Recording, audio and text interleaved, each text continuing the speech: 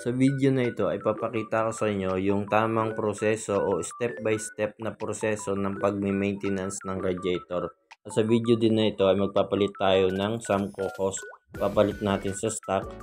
So magpapalit din tayo ng fuel hose line at breather hose. So kompleto na yung tools natin. So bali dito, babakasin muna natin yung upuan. So kung makikita nyo dito sa upuan, sa ilalim nito, may tatlong bolts yan. 10mm lang ang size niyan. At dito naman sa may tangke, 4 na screw lang yan. So natanggal na natin siya. So dahil open na dito, pwede na nating patanggal itong mga hose. Tapos ito, nakulitin dito. Tapos screw lang natin yan sa dalawa tsaka tatlo. Tapusin nyo hanggang dulo ang video dahil i-discuss ko rin dito yung kahalagahan ng bawat pyesa at tamang milyahe sa pagme-maintenance ng motor.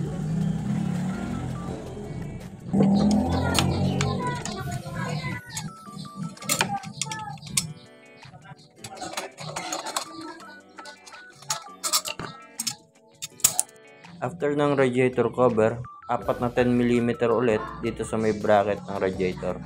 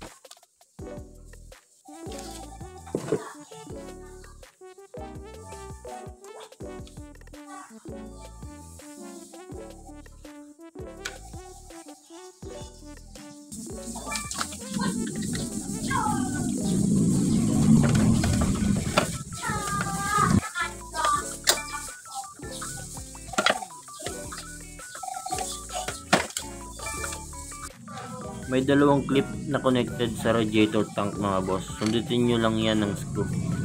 Kasi baka magtaka kayo bakit hindi pa rin nababaklas. Ay connected yan sa wire. Then tatlong 10mm ulit dito sa may radiator fan.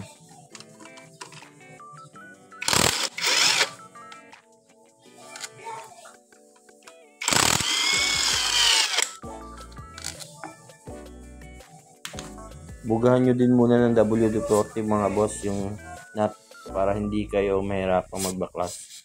Minsan kasi sa katagalan ng pag-maintenance nag-i-stack up yung nut dito sa may magneto. So bugahan nyo muna ng WD-40 bago nyo barilin.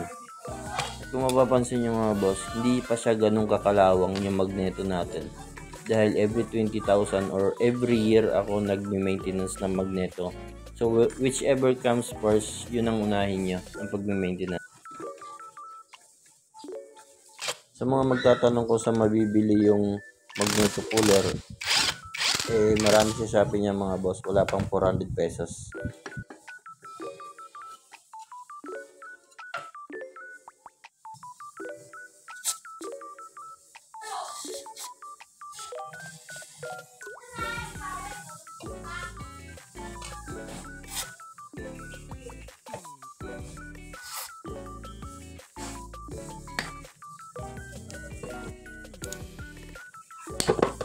Tatlong Allen bolts lang yan mga boss dito sa loob ng stator coil.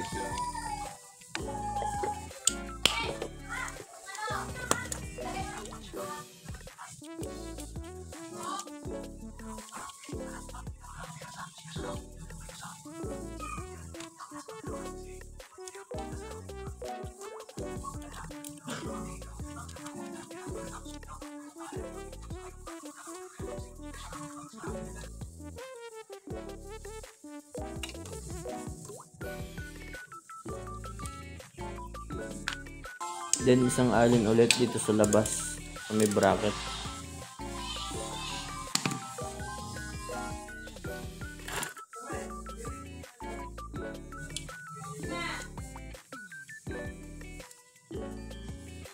Lahat ng Allen dyan mga boss, isang size lang yan kaya hindi kayo malilito. Tapos dalawang 10mm ulit dito sa may bracket ng stator.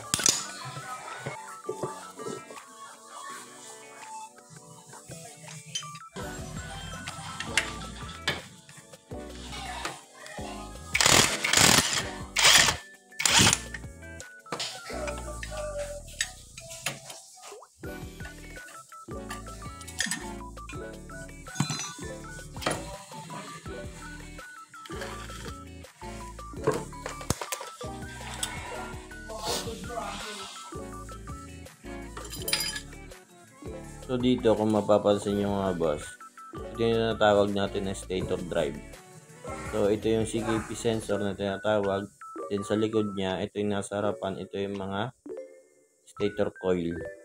So nakapaligid dyan, mga magnets yan. So ito yung CKP sensor na tinatawag or crankshaft position sensor. Ito yung sensor of mechanism sa likod ng radiator ulat natin na kung saan siya yung nagdi-detect o nagdi-determine kung anong posisyon na ng crankshaft natin. Kumbaga, nadidetermine niya kung anong posisyon na ng crankshaft natin. Then, nalalaman kung nasa anong posisyon na ng piston natin. Kung nasa top dead center na ba or nasa bottom dead center. So, ngayon, magsisend siya ng information kay ECU para si ECU matrigger ni ECU si fuel injector kung kailan magbubuga ng gasolina. So ganun din si ignition coil para makapagbato ng voltahe ng kuryente at makapag-produce ng kuryente si spark plug. So nasa timing o nasa tamang ignition timing yung crankshaft natin, okay yung function niya. Pero pag nagma-malfunction siya, ibig sabihin nun sira ang sensor natin. Pag sira ang sensor natin, ibig sabihin nun wala sa ignition timing. So hindi makakapagbato ng information si CKP or crankshaft kay ECU ng information dahil doon hindi i-start ang motor natin dahil wala sa timing. Madaling unawaan yung paliwanag, pero kung pababayaan mo sa pag-maintenance yung motor mo, mapupunta sa pagkasira. Sa paglilinis, pwede nyo siyang gamitan ng tubig tsaka sabon. Basta patuyuin nyo lang siya maigi. O bugahan nyo siya ng blower or heat gun. Pero kung gusto nyo mas safe, gamitan nyo siya ng contact cleaner. Much better yon kasi for electrical yon.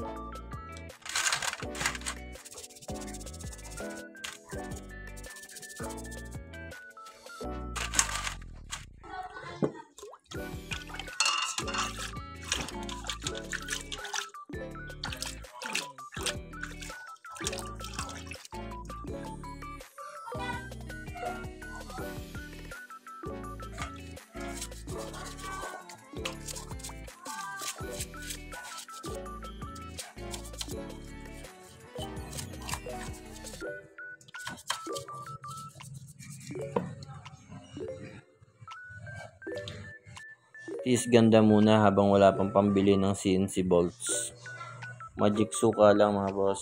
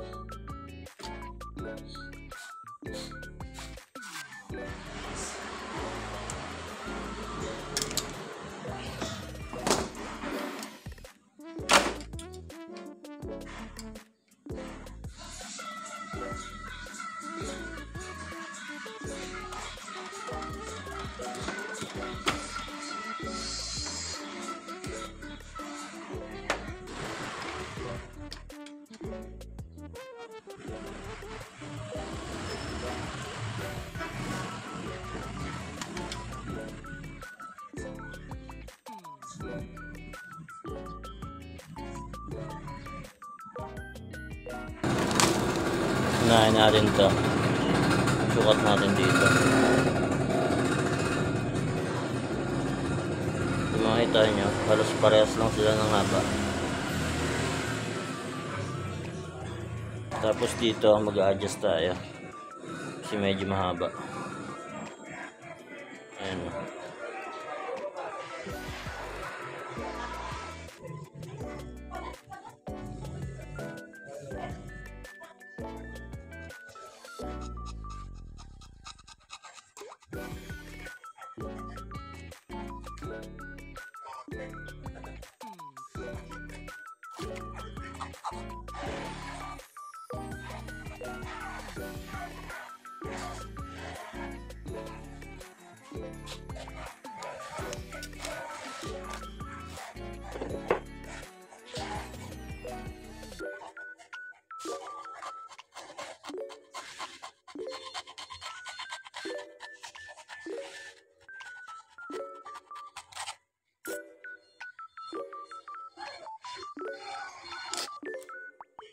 Dismayado lang ako dito sa fuel hose line na Samco hose mga boss.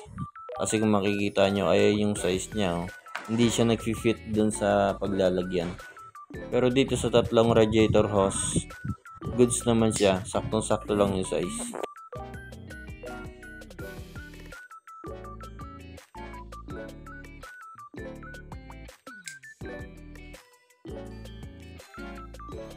So nakuha na natin yung clamp dito sa stock.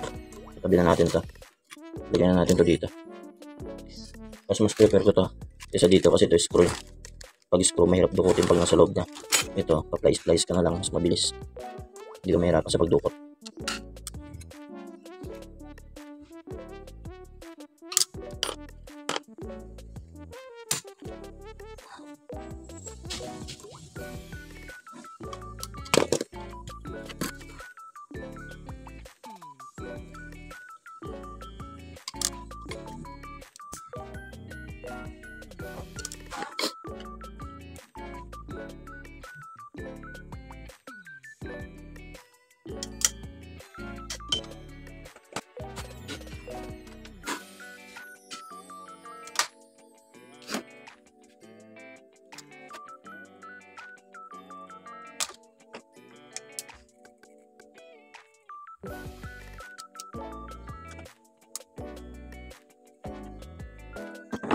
Nakabit na natin.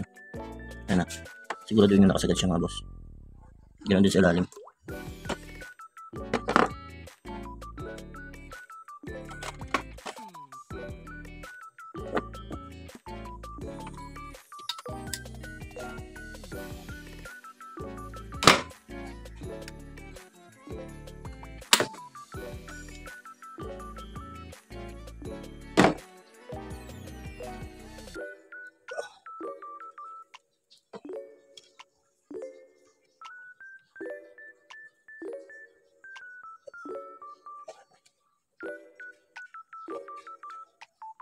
Install na natin siya. Ito. Sagad na siya hanggang doon. Siguro doon yung nakasagad lang mga boss para walang leak. Tapos, segregate nyo muna lahat. Magkakap yung isang kakabitan nyo. Tulad nito. Ito sa radiator yan. Tapos isa nito. Tapos ito. Dapat na bolts. Sa cover. Yan. Tapos dalawa sa bracket. Dito. Tapos tatlo sa pan. Tapos dalawa sa bracket. Ito. Sigurado niya kakalang dito. Kasi yan yung magpoprotekta sa atin. Yan yung magpoprotekta laban sa tubig. Yan, para hindi tumagas o hindi pumasok yung tubig.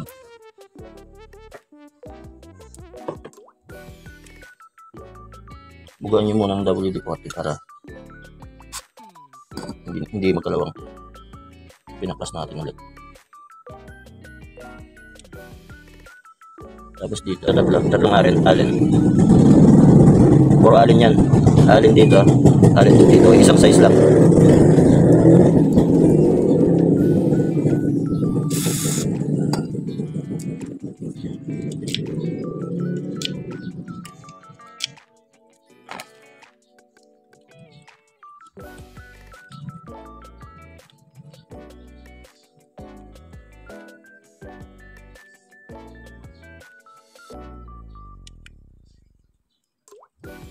Yung tamang higpit lang mga boss. Para hindi tayo ma-lost. Para hindi ma-lost thread. Tamang higpit lang.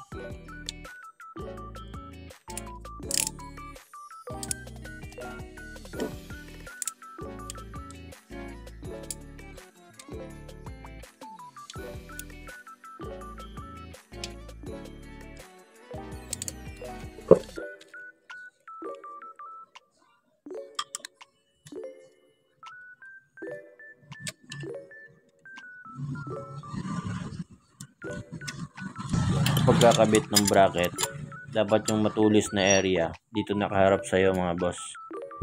Kasi pag doon nakaharap sa likod, baka maputol yung wire doon kasi matulis yan eh.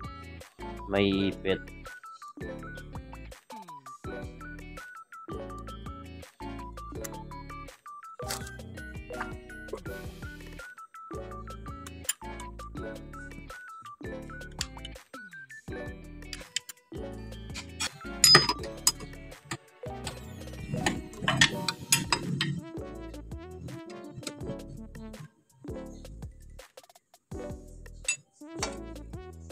Sa pagkakabit ng magneto mga boss, ito, may kunya dito. Ayan ang kunya. Ayun yung kunya niya. Kung makikita mo dito, meron din siyang kunya. Ayan o. Pala tandaan niya. So, doon mo lang siya itututok.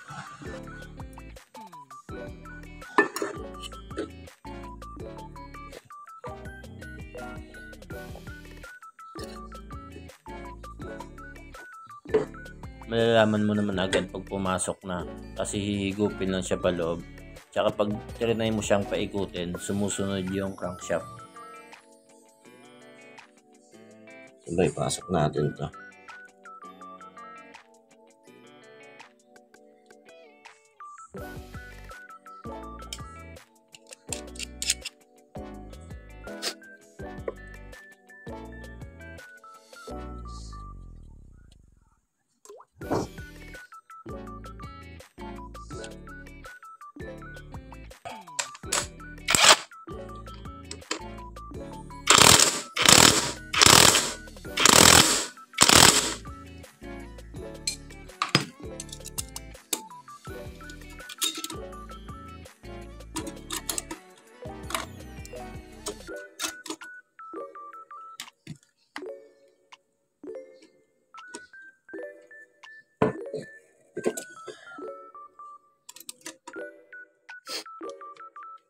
Yung dalawang may screw dito sa taas yan mga boss.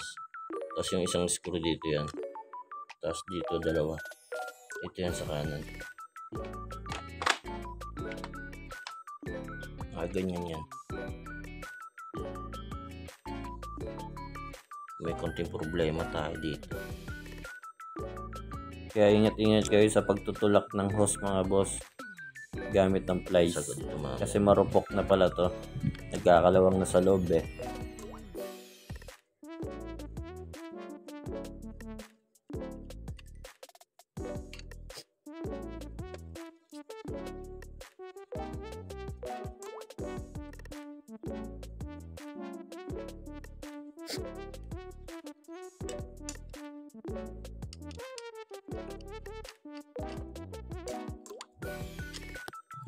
Sa magneto, ayan yung timing niya. Ayan, kung makikita nyo may guhit.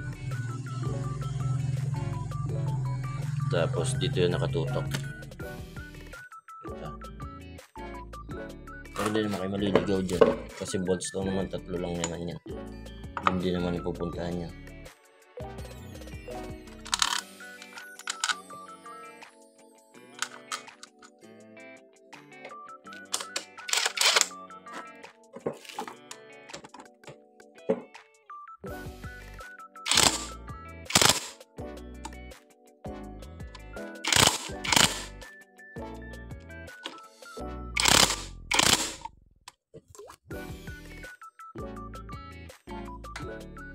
Boss,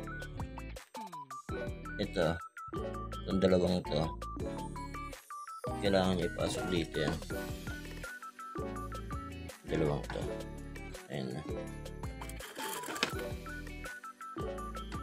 Kailangan nyo ipasok dito.